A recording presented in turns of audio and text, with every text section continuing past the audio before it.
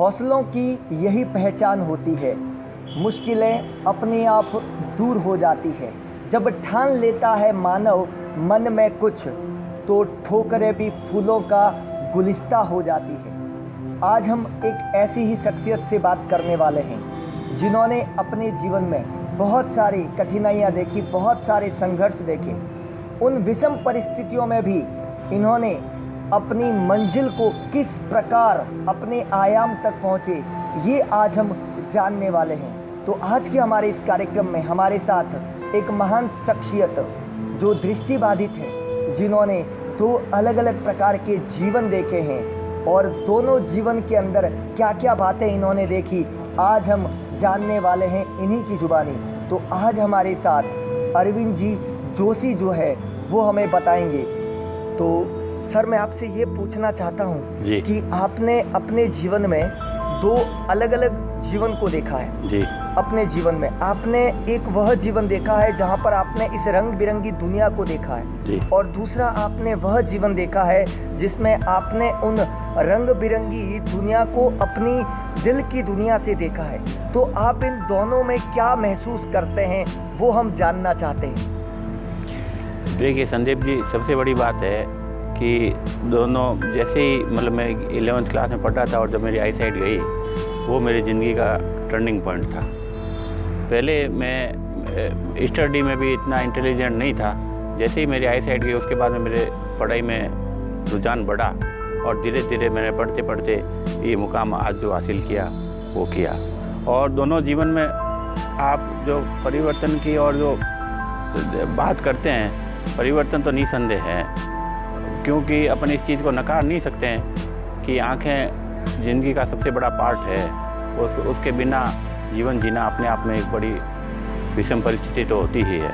लेकिन जब अपन को पता है कि जिस चीज़ को अपन नहीं प्राप्त कर सकते हैं उसका अगर यदि अपन गम भी मनाते हैं तो उससे कोई हासिल नहीं होता। विषम परिस्थिति में अपने आप को एडजस्ट करके और आगे बढ़ने की यदि कोई ठान लेता है तो वो अपने मुकाम को प्राप्त कर सकता है। और ऐसा ही कुछ मेरे साथ हुआ। मैंने भी जब आई साइट गई उसके बाद में अपने पढ़ाई की कैरियर की तरफ ध्यान दिया और धीरे धीरे आज एमफिल और पीएचडी तक की मैंने नेट सारी क्वालिफिकेशन हासिल की और जो शिक्षा जगत में सबसे बड़ा पद होता है वहाँ तक पहुँचा। बिल्कुल। तो सर, यहाँ पर बताने की कोशिश कर रहे हैं कि कभी भी दृष्टि बाधित होने के बावजूद भी इन्होंने अपने पढ़ाई को जारी रखा।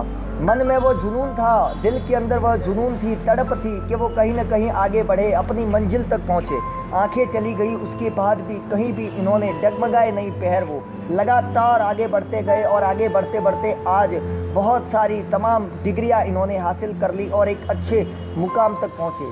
तो लाइफ में बहुत सारी परेशानियाँ आती है, उन परेशानियों का हल भी है और वो हल हमें ही ढूंढना पड़ेगा। और यही यहाँ पर जीता जागता उदाहरण आप सभी यहाँ पर देख रहे हैं। तो सर, मैं आपसे ये पूछना चाहता हूँ कि आप जब इस विषम परिस्थितियों से गुजर रहे थे तो आप अपने आप को किस प्रकार स्वयं को मोटिवेट करते थे, कैसे आगे बढ़ने के लिए प्रेरित करते थे? क्योंकि समस्याएं बहुत सारी थी, परिस्थितियाँ विषम थी।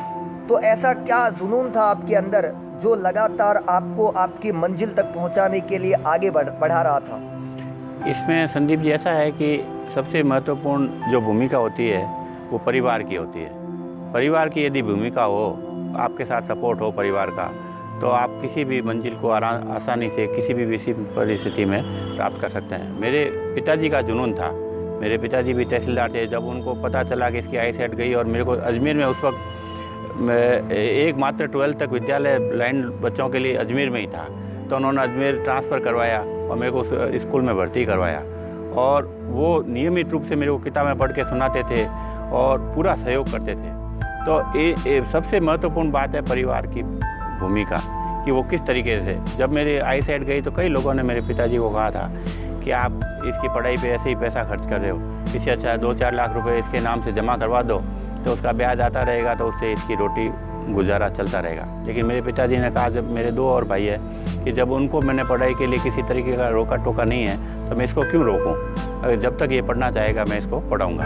और उन्होंने पूरा सहयोग किया। और इसके अलावा आपके मित्र है और आपके आसपास का वातावरण पर है।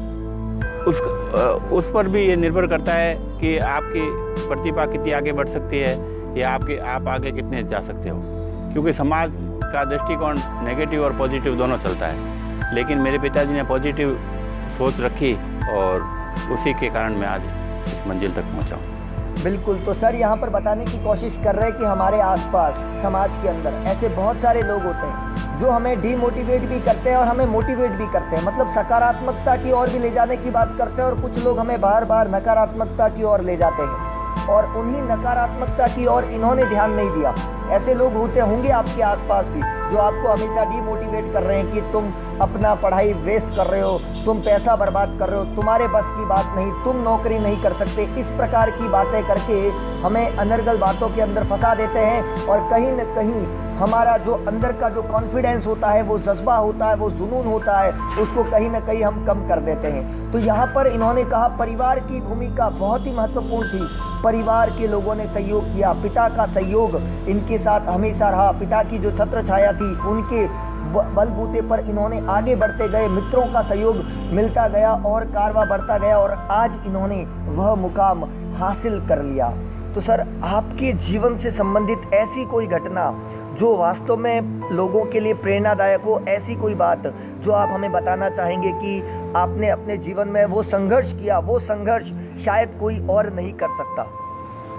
देखिए संदीप जी, संघर्ष की बात है, यदि संघर्ष तो प्रत्येक व्यक्ति के, चाहे वो सामान्य व्यक्ति हो या विकलांग व्यक्ति हो या कोई भी अन्य तरह की कोई आर्थिक दृष्टि से जो पीड़ा है उसको झेल रहा हो, संघर्ष हर प्रत्येक व्यक्ति के जीवन में होता है। लेकिन उस संघर्ष को आप किस तरीके से हैंडल करते हो उस पर निर्भर करता है। मेरे भी संघर्ष आए, कई लोगों को मैं देखता हूँ 10वीं 12वीं के बाद में अगर ब्लाइंड हो जाते हैं तो वो घर पे ही रहते हैं, न तो वो पढ़ाई कर पाते हैं, न वो एक कदम अपने आप चल पाते हैं, उनकी स्थिति बहुत दयनीय हो जाती है। कई लोग मिलते हैं मेरे को, लेकिन उस परिस्थिति में ही अपने आप को एडजस्ट करना सबसे महत्वपूर्ण बात ही है।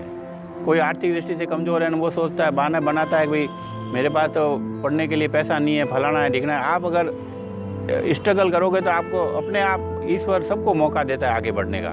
प्रत्येक व्यक्ति के ज़िंदगी में 1-2 मौके ज़रूर आते हैं, यदि वो उन मौक़ों का फ़ायदा उठा लेता है तो वो ज़िंदगी में आगे बढ़ जाते हैं। ऐसी स्थिति मेरे साथ हुई जब 10th में आई साइड गई, तो उसके बाद में मेरे भी दिमाग में आया, मैंने कहा अगर पढ़ेंगे नहीं तो सबसे पहले मैंने रेलवे में पियोन का फॉर्म भरा था। मैंने कहा सबसे पहले पैरों पे खड़ा होना ज़रूरी है।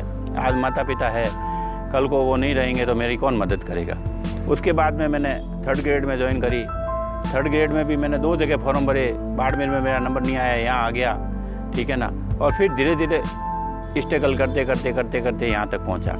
तो सबसे महत्वपूर्ण है, आप ये मत सोचो कि ये नौकरी छोटी है बड़ी है। सबसे पहले अपने मतलब आर्थिक दृष्टि से मजबूत होने की कोशिश करो।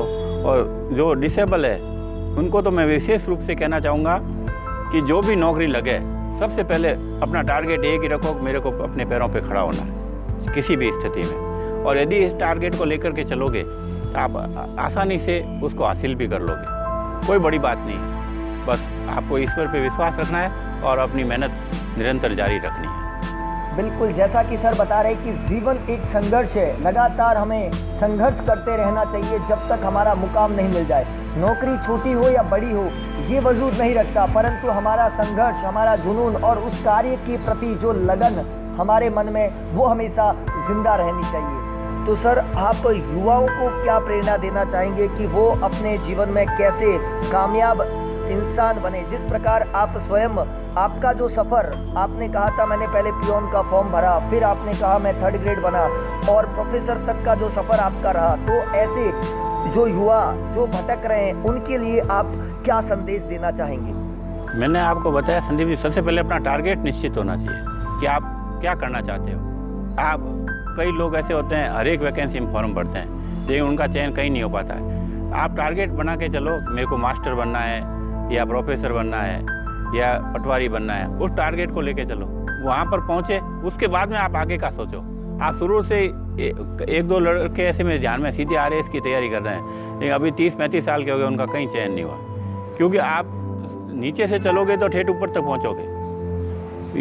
ये सबसे बड़ी बात है। और इसके अलावा जो मेरे दृष्टिबाधित भाई लोग हैं उनको मैं ये संदेश देना चाहता हूँ, जो युवाओं में सबसे जो हम पढ़ाई करते हैं ब्रेल लिपि से, अब आज की टेक्नोलॉजी के युग में ब्रेल लिपि की प्रैक्टिस जो युवा है ब्लाइंड वो बहुत कम कर रहे हैं। मैं उनसे कहूँगा ब्रेल लिपि की प्रैक्टिस और लिखना और पढ़ना ब्रेल लिपि में दोनों ही जारी रखें। उस ब्रेल लिपि के अभाव में आगे आप कामयाब भी हो जाओगे, नौकरी भी लगा लोगे, लेकिन आपको क्लास में पढ़ाने के लिए ब्रेल लिपि की आवश्यकता होगी, आपको नोट्स बनाने के लिए ब्रेल लिपि की आवश्यकता होगी, पैर पे पग पे अपन को ब्रेल लिपि की आवश्यकता होगी।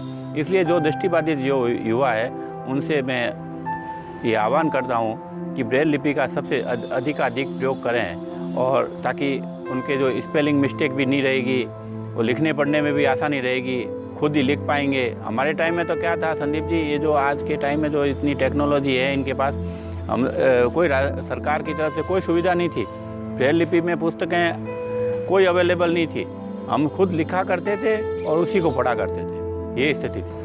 बिल्कुल, तो यहाँ पर सर ने बताया है कि युवाओं को किस प्रकार आगे बढ़ना चाहिए, किस प्रकार उनके मन में एक तड़प होनी चाहिए अपनी मंजिल तक पहुँचने के लिए। और यहाँ पर इन्होंने विशेष प्रकार से जो दृष्टिबाधित छात्र हैं उनको ब्रेल लिपि की उपयोगिता के बारे में बताया, और उन्हें ये बताने की कोशिश की जा रही है कि वो बिल्कुल भी डिगमिगाए न, वो भी अपने मंजिल में कामयाब हो सकते हैं। बस वो जुनून जिंदा रखें, वो तड़प अंदर जिंदा रखें, जिससे हौसलों की उड़ान वो भर सकें। इस प्रकार के अपने व्यक्तित्व को यहाँ पर दिखा रहे हैं। तो जैसा कि आपने देखा कि ये आज का जो साक्षात्कार रहा, वहाँ पर हमने ये देखा कि किस प्रकार हम हमारे जीवन में मंजिल तक पहुँचे। तो ये मंजिल तक पहुँचने का एक जीता जागता उदाहरण आज आपने यहाँ पर देखा है अरविंद जोशी सर को।